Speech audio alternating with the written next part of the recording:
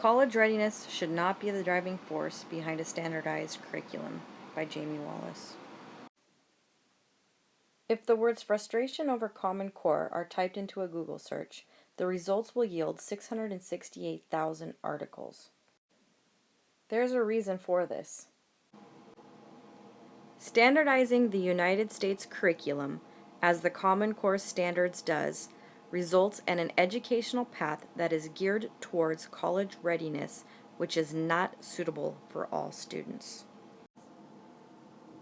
In 2013, only 65.9% of graduating seniors enrolled in college courses immediately after graduating, and in 2014, 6.5% of the student population dropped out of high school before they could graduate. As of 2013, 42 states, the District of Columbia, 4 territories, and the Department of Defense activity have adopted the Common Core standards. In order to implement college-ready curriculum, certain curricula, such as electives and character development, must be taken out in order to meet the time restraints created by curriculum aligned with the Common Core standards.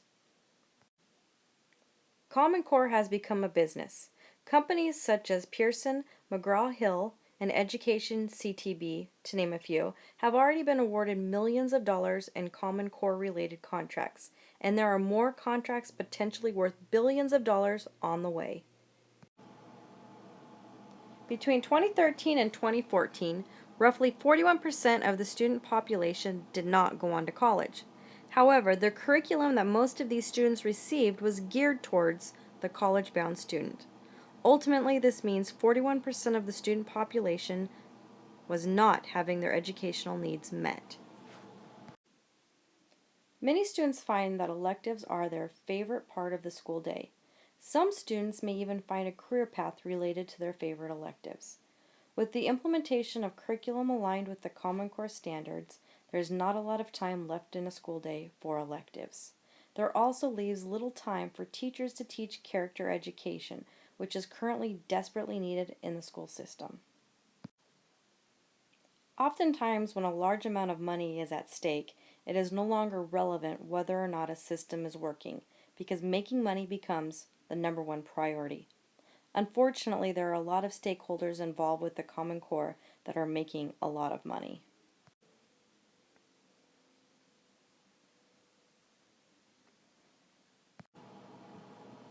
Frustration over the testing aligned with the Common Core curriculum is mounting, and parents are increasingly opting their kids out of the state testing.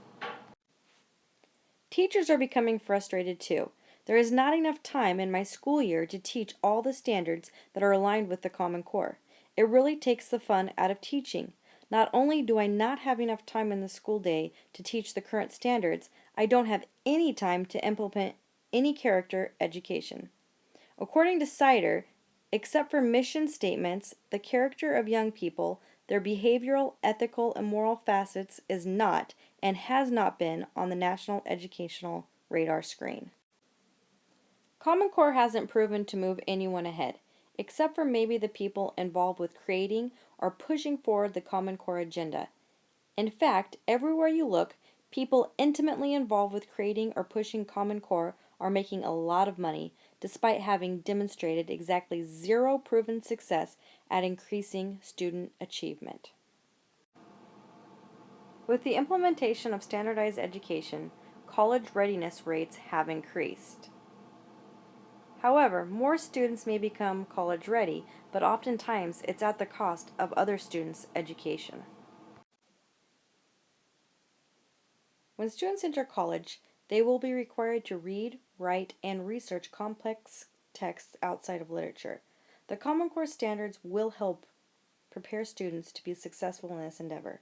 However, it has been my experience as a math teacher that my students who struggle with English language literacy are penalized in math class for not being proficient readers.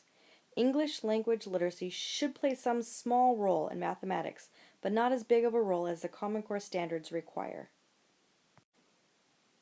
It's time. Parents and teachers need to take a stand.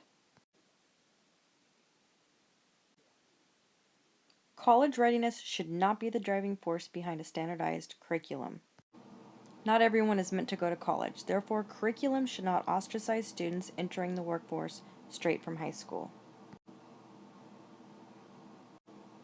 Electives and character curriculum should not be eliminated from the school environment in order to give the time needed for Common Core standards.